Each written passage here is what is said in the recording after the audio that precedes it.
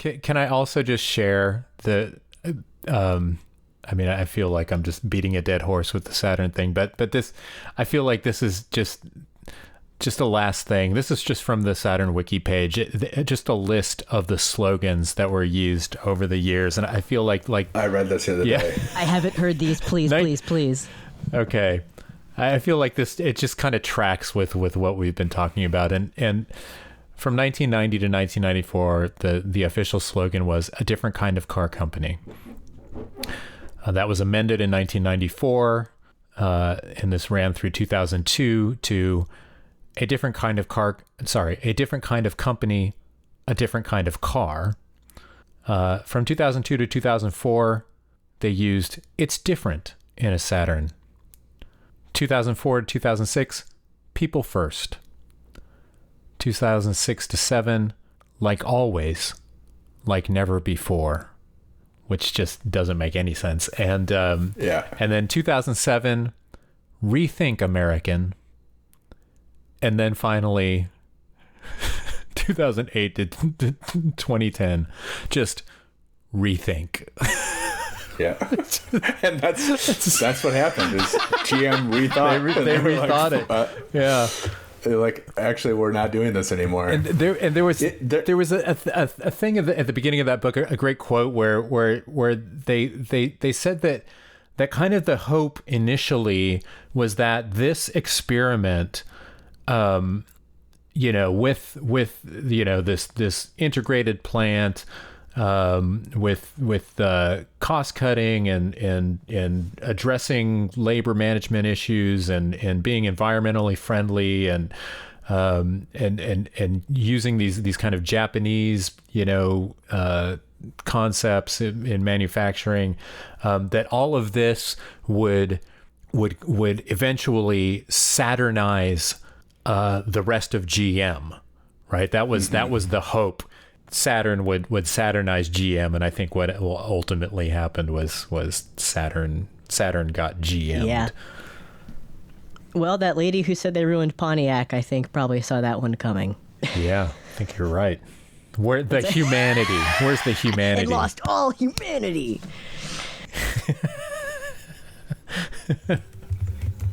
Yeah, I mean, I think too, like, there's a lot to the Saturn thing. I think we should do a whole episode on GM or several episodes on GM, because it is, like I said, it's my favorite car maker, but it's my favorite because it is so intractable and there's so much momentum there, and it is so hard to change anything. I mean, yeah, I feel like the word institution in all of its connotations applies to General Motors in a way that maybe more than any other single manufacturer. Yeah, and to me, it's so fascinating, I think, in a lot of ways, because like you have this behemoth that is impossible to wrangle, and it's like when you have people there who can make things happen within the company, it's like, whoa, like that's it's like a Napoleon thing, right? Like where it's like and like those people have come along, like those people. Well, I mean, like Bob Lutz was one of them, right? I mean, that's what makes him so compelling. Yeah, and I think like to a degree Royce is that guy there today, but it's like it is, like I said, when people can wrangle that shit and like be like, no, actually this is what we're doing, it's like, again, that's like it's a fascinating dynamic when it's like you have that personality who's in there, who can like turn that big ship. It's like, like take the tiller of the it's like, oil tanker. Have you thought about taking over America instead? Like that, you could do that too. Yeah, it would probably be easier. Yeah, I mean, almost certainly would be easier. But I do have one more follow up from the Saturn thing. For the listeners, I told you guys this in the group text. Yeah. But for the listeners of the pod, I did text my dad to ask if he remembered much about his model of Saturn, and his exact response was, "Yeah, I guess I did have a Saturn. Maybe that was the one that I had that wreck in. Might have got another one afterward. I don't know. That was like 30 years ago. So, to give everyone an idea of how much of a non-car environment I grew up in, there you go. Yeah. Good for him. He's smart. Smarter than me.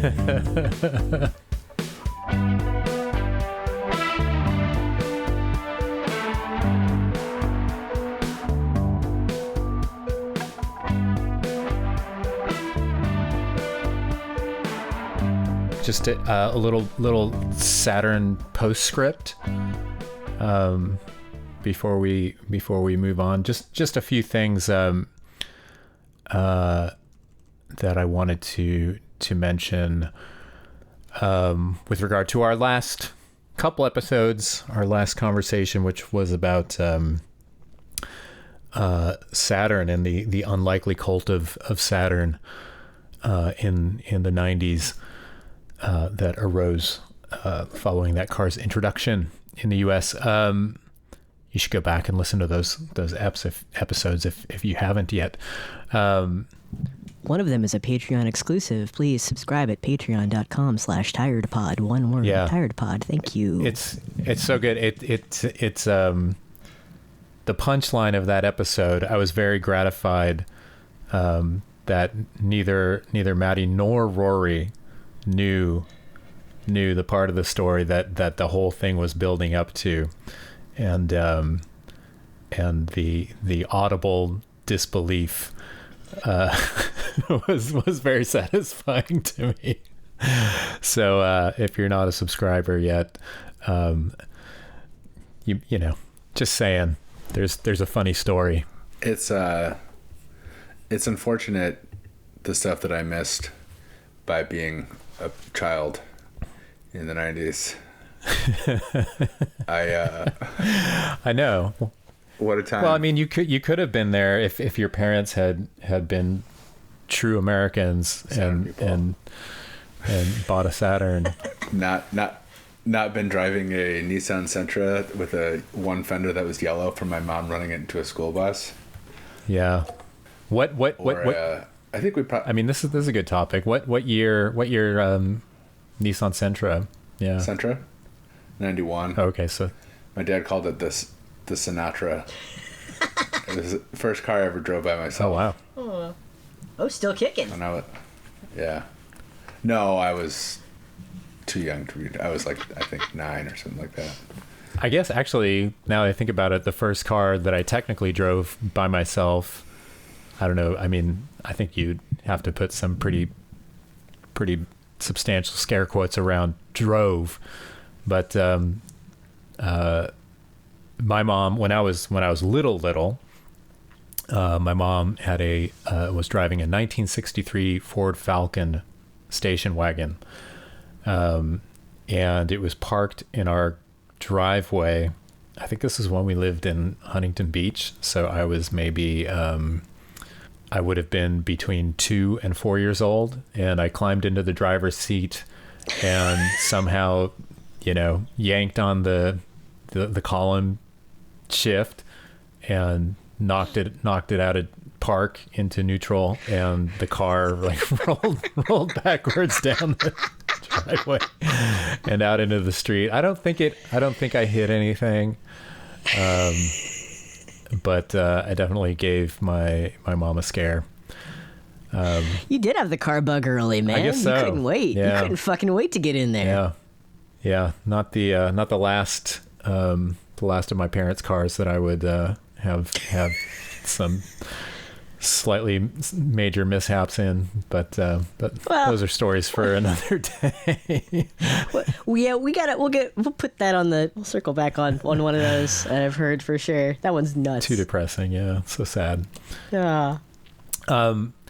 Okay. Saturn. I don't know if Rory, if you've had a chance to listen to that episode, but after you bailed at the end, Maddie made a really great observation and comparison that kind of summarized the whole thing by comparing the cult of Saturn in the 90s to kind of a similar but different cult that has arisen around a different automotive mark and manufacturer in the last 10, 12 years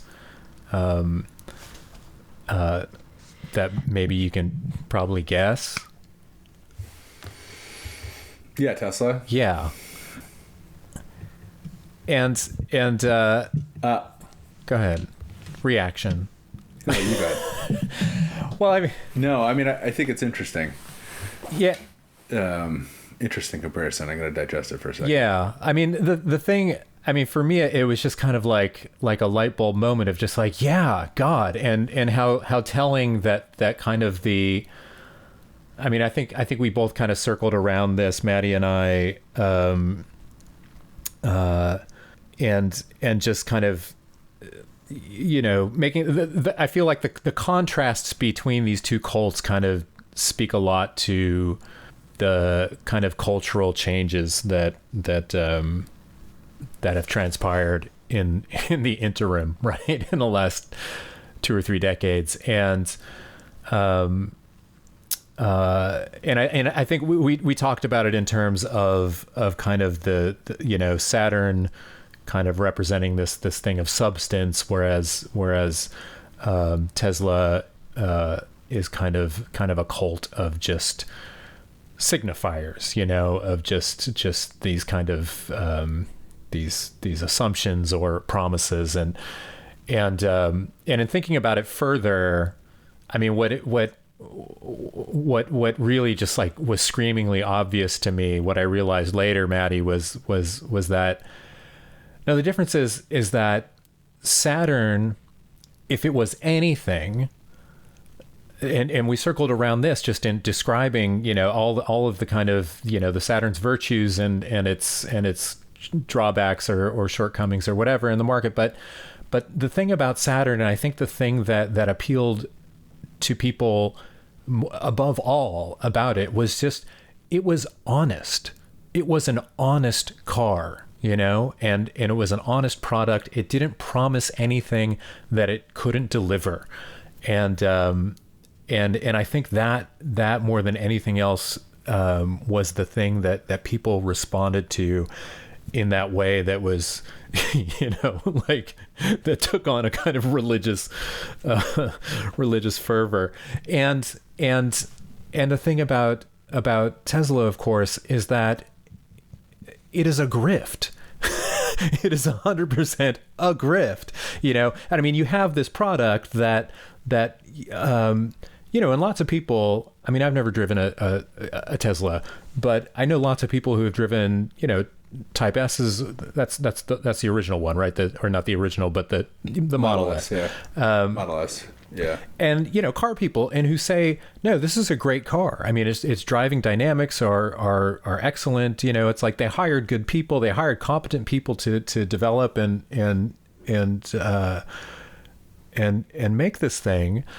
And I don't doubt it, but that's not why. That's not why Tesla has the valuation that it does, right? Yeah. The reason that it does is because it's just this kind of one promise after another, and people are still waiting on their full self-driving suites that they've paid thousands of dollars for, and with the assumption that that this is someday going to deliver a level 5 autonomy thing to their car, and it's not going to happen. Like that was never a real thing, and I'll put my marker down. I don't think it ever will be a real thing. I will say no one will. There's not going to be a level 5 autonomous car in a lifetime, and it's not because it's technically unfeasible, but because there's no market for it. And that's like the same thing with the AI thing.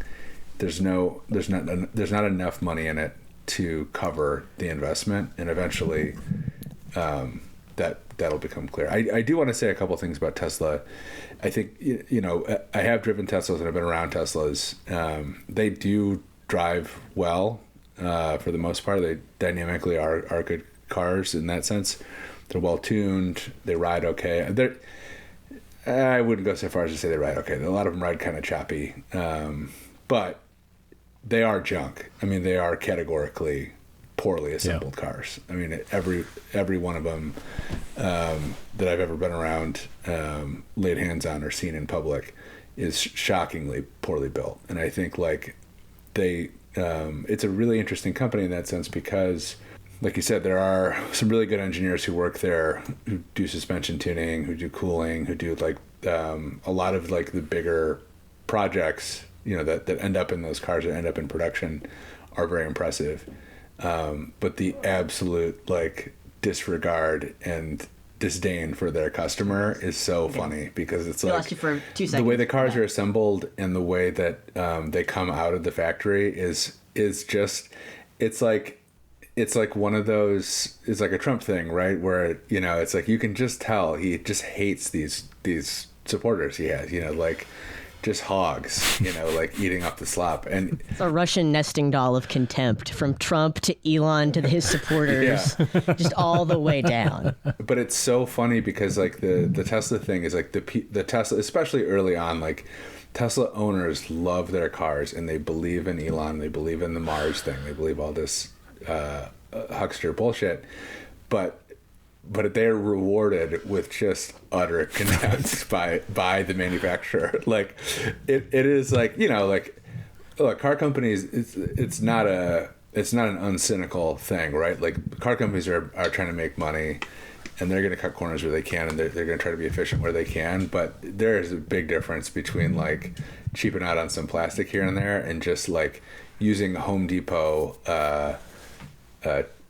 trim, door trim to shim your batteries that you're just tying down with industrial zip ties. I mean, like it is so funny, and it's so funny to see them around and see people who are excited about them, because like this is probably the worst car you can buy anywhere in the world at this point. Just absolute junk.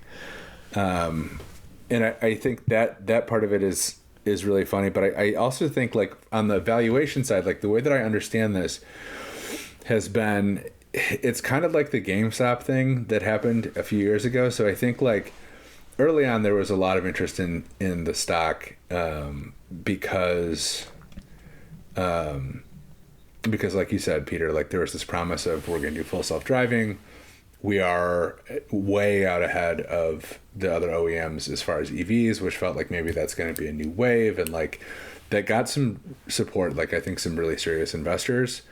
But I think the crazy valuation that we saw, so like, there was one point, and I got to get the numbers wrong here, where it's like General Motors was at, say, $50 a share, and they had like a $11 billion profit that year.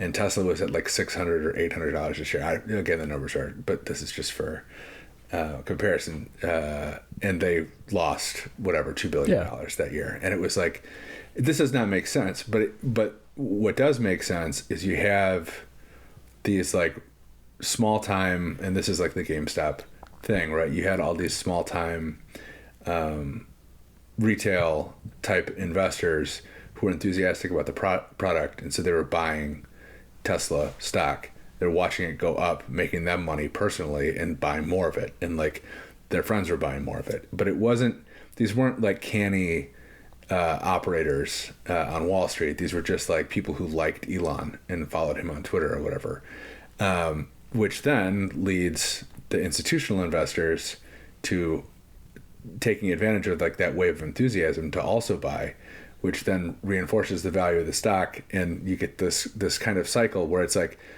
no one on the institutional side necessarily believes that Tesla is worth what they're paying, but they're also smart enough. They're the ones who are going to get out if something bad is going to happen. They're not going to get burned. They're not going to have their kids' college fund tied up in Tesla stock, so to speak. But it was this, and it was, you saw it with the GameStop thing too, where it was like all these meme retail investors were buying the stock kind of as a joke, and then drove the price way up. And then all the big time institutional investors were like, oh, hang on a second, like we can make a buck here, and they got it in it too. And like I think to a similar degree, that's kind of what's been happening with the Tesla thing. As I understand it, there's also something happening. I think smarter people than me have said that the way to look at Tesla also for valuation is to look at it the way we look at how apps will sell themselves, as like, invest in us because we can, with enough capital, we can shoulder all these losses, we can undercut our competitors or whatever. We'll do what we have to do, but eventually we'll be the only game in town. And I think Tesla had originally presented itself the same way, as like, well, get on board with Tesla because at the end of the day, obviously, you know, we can take whatever, turn a bad situation into a good one, and ultimately the only car left in the road will be Teslas. And that investors had bought that the way they bought that for stuff like businesses like Uber that lose tons of money. I mean, that's the model, right? I mean, it's just about burning, you know, it's about burning billions of dollars in order to just, you know, corner the entire market and just, you know, obliterate whatever competition there is. But I can't imagine anybody, even in the early days, and again, I have to look this up, I don't remember, but in the early, I can't imagine anybody ever thinking that Tesla was going to have a monopoly position in autos. Like that is a crazy. No, of course not. But I mean, it's just, I mean, it's the same dynamic, and it's fueled by Musk's kind of just continuous. Yeah, I mean, you can set your watch by the you know, absurd promises that, you know, anytime the stock starts tanking, he's promising the next, you know, whatever. Anyway, I mean, I didn't want to really get into a huge Tesla discussion, but I just feel like it's so illustrative of just the kind of the way our landscape, like our kind of national landscape, has changed since the 90s, from being one where something as you know, and not like, you know, I don't want to like make the 90s out to be like some sort of you know, a less cynical time. Yeah, I mean, it's like, come on, man. But you know, it was a time when a product as just kind of unexceptional, but just sturdily honest as a Saturn SL1 could generate a huge and loyal customer base. We've gone from that to now where just people just you know, the best thing that you can do to make a bunch of money is just to make a bunch of scammy promises and sell a garbage product and just kind of like you know, do a funny dance, I guess. I think one of the funny things about that too, and like this is one of the Trump things that people say too, but it's like companies in the Saturn era, I think, didn't know that they could get away with this stuff. And I think, like, you know, it's like if you would have told whoever Republican nominee like 20 years ago that you could behave like Donald Trump and still get a nomination and still like win, right, or whatever, they wouldn't have believed you ever. You know, it'd be like, well, you know, you have to can't be divorced and run as a Republican and win. You know, like right. So funny. So funny to think about now. Yeah. But like, you know, I think like Tesla is like that for cars, where it's like General Motors didn't know that you could just lie and like about like they didn't like. I mean, obviously, like they, you know, they have not super honest at all times, but like they didn't know you could just make stuff up and pretend you were going to do stuff. Like obviously, that would never have occurred to people until like that's the big innovation. Is like yeah, you can just pretend and like it doesn't matter, and like and you can turn out a massively substandard product, and that doesn't matter. Like if people are into it and they're into like the signifier part of it. Like, you know, and I always say, like, too, it's like Tesla gets away with stuff on the manufacturing side that like no other car company could get away with, but like people don't care. Like I said, I doubt that ever occurred to Mercedes-Benz that you could build a car that shitty and have the right badge on it and everything would be fine. But is there a deregulation element to that at all, or do you think it really is just that like they kind of figured that there was someone who was going to slap them on the hand if they tried that, and Elon's just the first one to be like, well, what if I just did what I want? I don't think there is a deregulation aspect of it. I do think that there's like a softer deregulation thing where, especially like in the early 2000s and 2010s,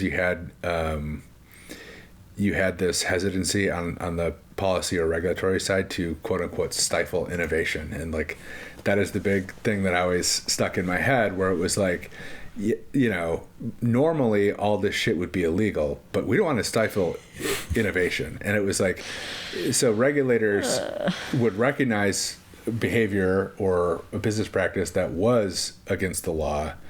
And then because the legislators are all old people who, you know, maybe in a lot of cases feel like they missed the .com boom or whatever, and don't want to be seen as untech savvy, they allow them to get away with murder in the name of not stifling innovation. And I think like Tesla's a great example of that, where it was like, you know, you had some very shoddy product on the road doing very dangerous stuff, and people were getting hurt, and it took until very recently to attract any attention from the feds. Yeah, I think it's less a case of deregulation, because and I've seen people kind of speculate about this in non-automotive circles, and I always, you know, I'm kind of quick to jump in and say, yeah, it's I mean, the automotive industry is still one of the most tightly regulated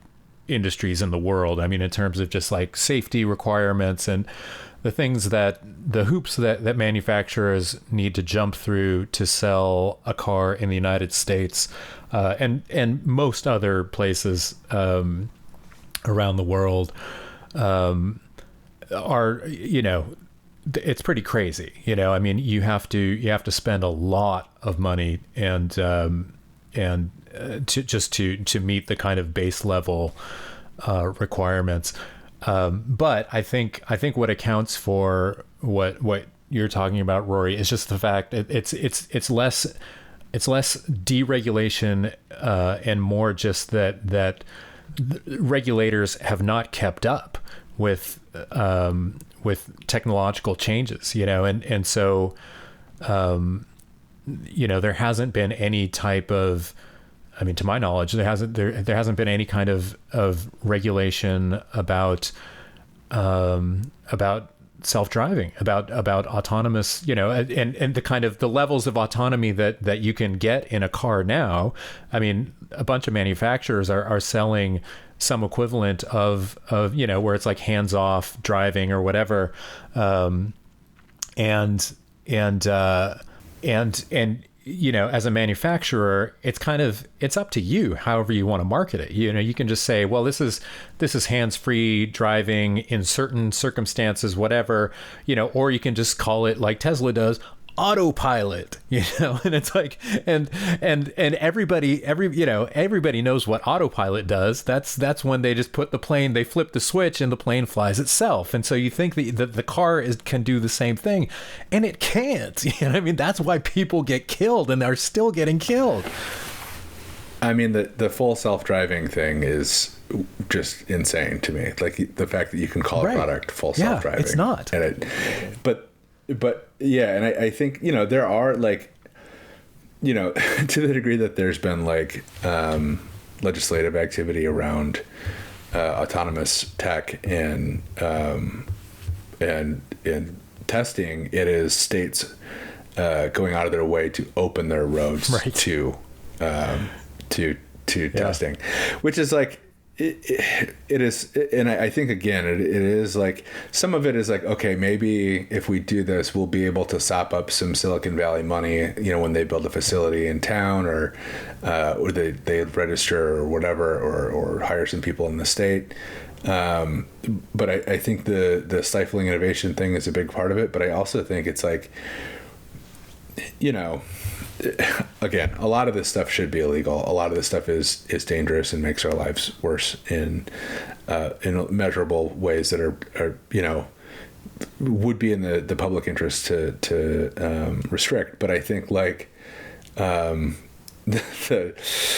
autonomous testing thing is so wild. Because there are secure facilities that you can test this stuff.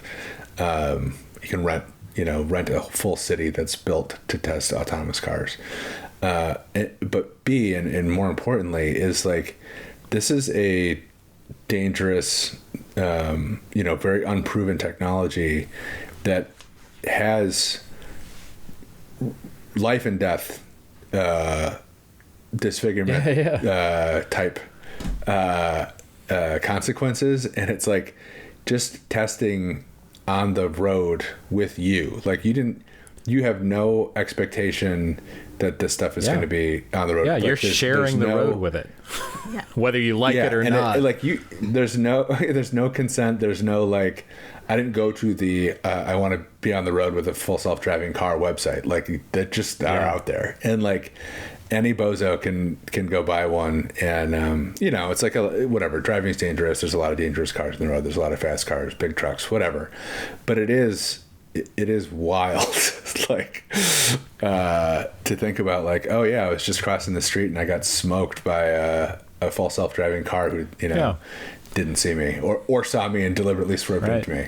Well, and I mean, and the thing is, I mean, look, there are places where you can go, and it's, I mean, people might object to us saying, full self-driving is impossible. It'll never happen, because the fact is you can get in a Waymo,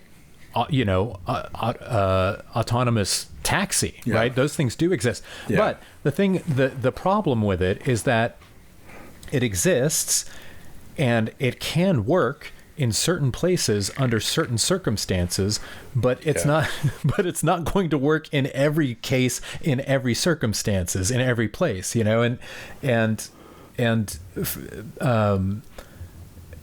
that's why, you can get in a Waymo in San Francisco, but you can't do it here in Rochester, New York, right? And I don't think that the larger kind of riding and driving public, those subtleties have not been widely discussed. No, and I think, this is actually an interesting segue to, like, I think one of the things I want to talk about a little bit later, but this is a product where it was like, we have to develop a self-driving car. And it's like, why? Because then we can get rid of all the taxi drivers and all the Uber drivers, and we'll make Uber 100% profit, and we'll save taxes. And then it's like, okay, we're 50 years into it, but really it's accelerated in the last 10, 12 years. And it's like, how much money do you have into it? And it's like, well, hundreds of billions of dollars. And it's like, that's a lot of fucking taxi cab rides. Like, that is like more than a lifetime of taxi cab driver. You know what I mean? So it's like, what is, as a business model, from a business model standpoint, what is your plan to recoup that money? And I think, like, we're seeing, Waymo is still in it, but a lot of companies have gotten out in the last couple of years, and, like, they've had an excuse, like they've had a bad accident or a bad PR situation, and they've kind of used that as, like, the straw that broke the camel's back or whatever. But I think, like, the reality, it's so funny, because, like, all this, it'll be capitalism, or like the lack of a business model, that kills the stuff, where it's like, it is an outgrowth of, like, stagnation in the economy. Like this type of innovation happens because there's nothing actually happening in the economy. Nothing's being manufactured, no value is being created. So, like, this is where this stuff comes from. But in so many cases, their undoing is that there's just no model for it. And it's like, oh shit, we spent $100 billion or $200 billion trying to develop this technology that nobody wants, nobody cares about, and nobody will pay for. And then it's like, well, like, shit, what about AI? Okay, what about what about metaverse or whatever? And it's like, AI will drive the car. yeah. Yeah, I mean, we saw the entire NFT like boom bust happen, you know? Yeah. But it's a cycle we've been in for the last, really since like the social media thing, since like Facebook. Since AOL Time Warner. I mean, when they bought Yeah. Time Warner with their fake like VC money, there's a great section on that in so Survival of the Richest starts off with a great bit about this. Douglas Rushkoff's book. He was on True and Not a bunch of times talking about like people fleeing to their bunkers in New Zealand and stuff. But he's great. But the book starts out talking about how this was how tech stuff has always functioned ever since it became like a money grab. Is, you know, AOL goes in and says, we have all this fake money. We're going to use it to buy a giant media company that has like actual, you know, assets or whatever. And then we're going to bail because the money's because we know the money's no good as soon as this bubble bursts. You know, it's always been like that. Yeah. I think the last 4 or 5 years, we've seen these like these panic cycles of like, something, you know, becomes clear that thing A is not going to work out, and it is a mad rush to find thing B to make investments and move some money around in Silicon Valley, because it's like that is the only meaningful activity in the economy, and like that is the only means by which people are able to pocket these billion dollar paychecks or $1 billion payoffs investment wise, is this type of activity. And it's like, again, it's like it is a product, I think, of like the stagnation of the economy, and it's just like there's nothing left, and it's just like but I loved the NFT to metaverse to AI cycle, where it was just like, like you know, like shit, no one's buying this, you know, like that metaverse thing. I was working at the auction house and we were doing the NFT thing, and I was like, this is not real, like that we can't do this, our clients are going to get mad at us when they lose all their money on these things. And then of course that happened. And then it was like we started getting this metaverse thing, and you know, all these businesses and auction houses were like, oh, we have to open in the metaverse, we have to have a presence, a storefront in the metaverse. And it was like, well, who's on the metaverse? It's like, well, mostly just companies. It's like, not people, like regular people aren't there, but retailers are, and you know, so we got to be there. And it was like, and then, you know, that just dissipated because eventually it was like, well, no one's using what was Facebook's thing with the no legs world, but that was the metaverse, wasn't it? But it was, they had a name for it. Yeah, Facebook had a funny name for it. I thought that was just it. No, it was like Facebook. Let's see. Horizon Worlds, baby. Yeah. They dumped that real quick. Yeah. But that's the thing, is like, and then it's like, it's just gone. Well, metaverse was like the name for like any number of products that like were, you know, promising basically the what was the one in the 90s, the Second Life. That's still going. You could still get on Second Life. Yeah. But it's like, we're just going to do Second Life. But anyway, that collapsed, and then it was like, okay, generative AI. Okay, it's like everybody's got to have generative AI, and then it's like, it's also right now like we're at the tail end of that cycle where it's like, well, no one's using this, no one's fucking paying for it. It's good for like a very narrow range of basically useless things. There's no real application for it for a consumer. So then it's like, okay, I can't wait to figure out what the next thing is. It's just like, there's going to be some zany, shitty product that like doesn't do anything, and everyone's going to be like, you have to have this. Like, you got to learn or you're going to get left behind. I remember like at Jalopnik, like it was like, look, this is inevitable. This is the way that your job is going to be done in the future, is with the generative AI thing. And it's like, well, it doesn't work. What do you want me to do? And they're like, it's like, but it was like the whole, I remember like the discourse around it was like, and I love too, like there's a certain like type of person who every new technology that they're confronted with, they're like, this is inevitable. Like, this is going to take over. And it's like, it's every over. fucking thing they see. It's like, They're on Facebook, like, here's Skynet. Oh, here it is. Every 3 years. It's like, oh, it's Skynet, man. It's like, oh, this is new, and Facebook is putting a lot of money into it, so this is it. This is just how the world is now. And it's so funny to watch it, like, dash upon the rocks of, like, just regular consumers being like, I don't know what this is, and I'm not gonna pay for it. It's like... I mean, in fairness to people, I mean, I feel like people who are my age and older, who lived through the kind of the dawn of the internet, and and I mean, for me, I mean, I was an early, I mean, I was online like from the jump, and I saw it as just like an unalloyed good, it was cool, but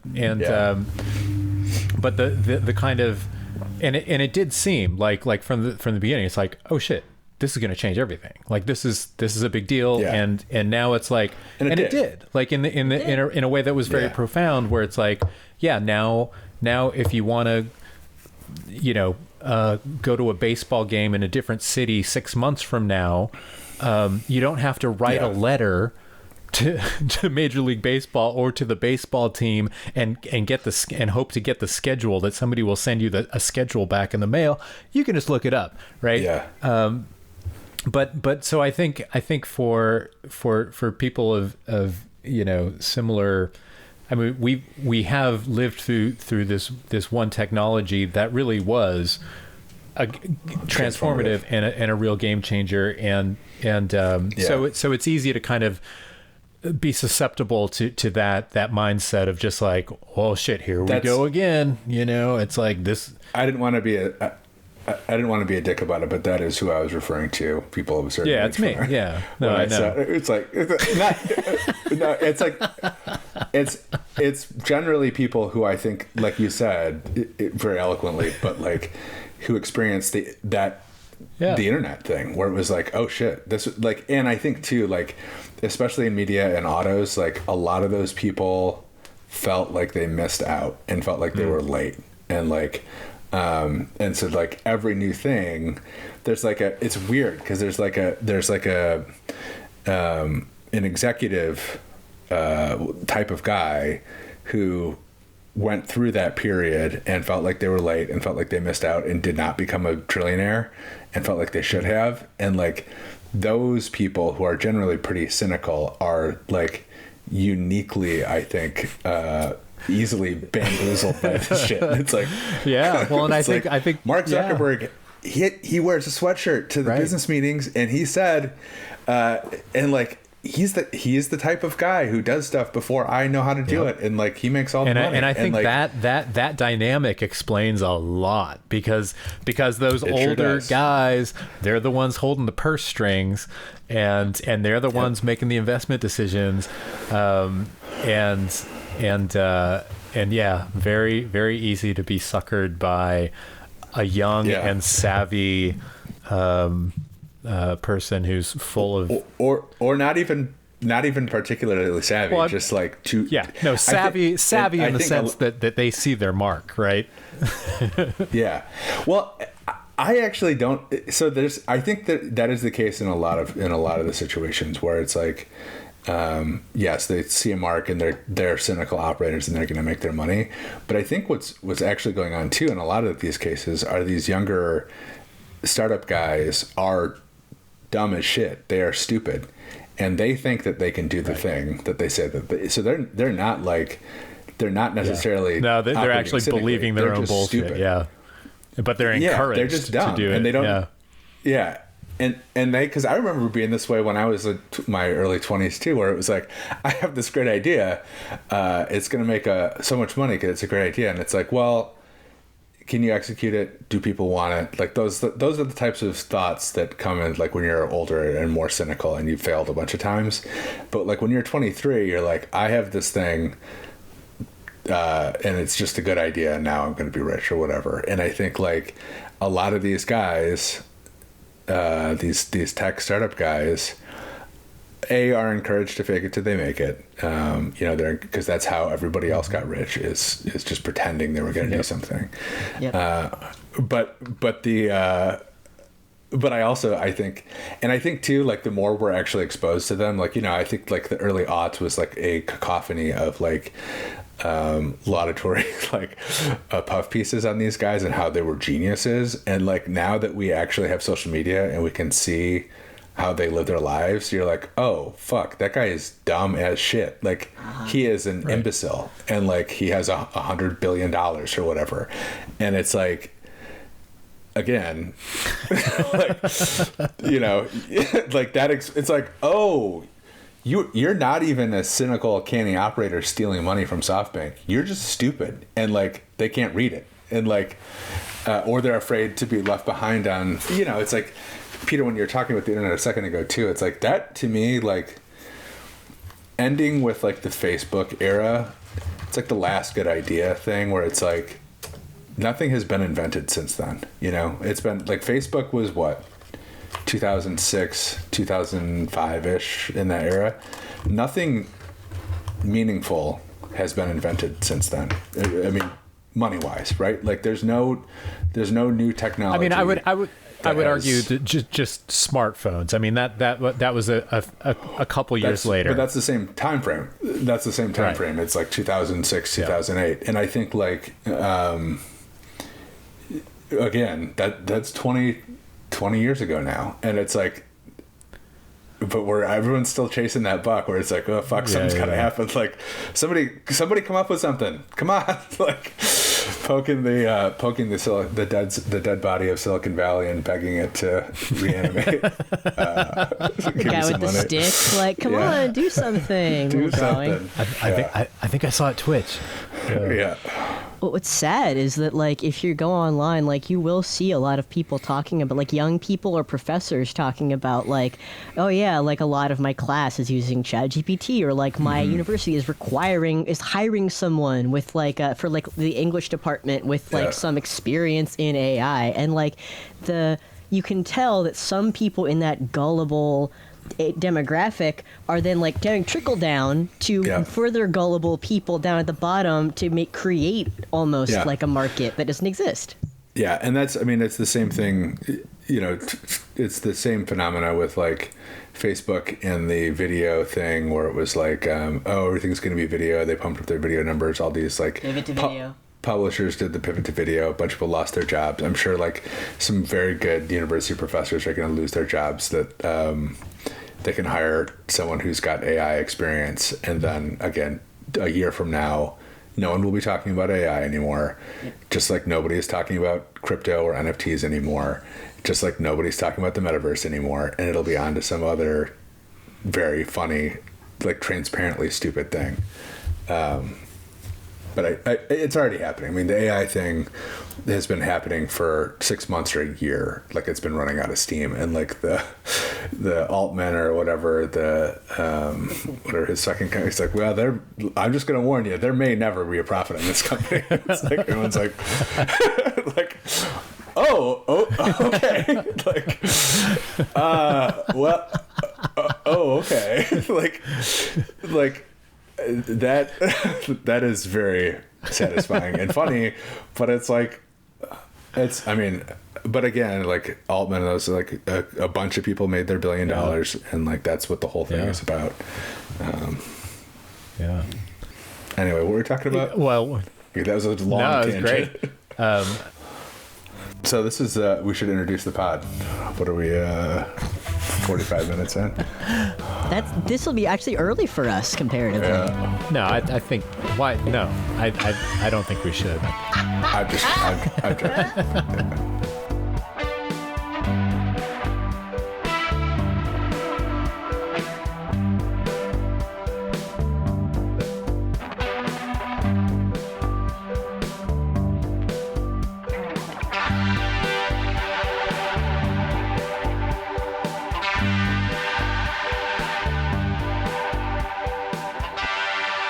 Stay tired. Stay tired, y'all.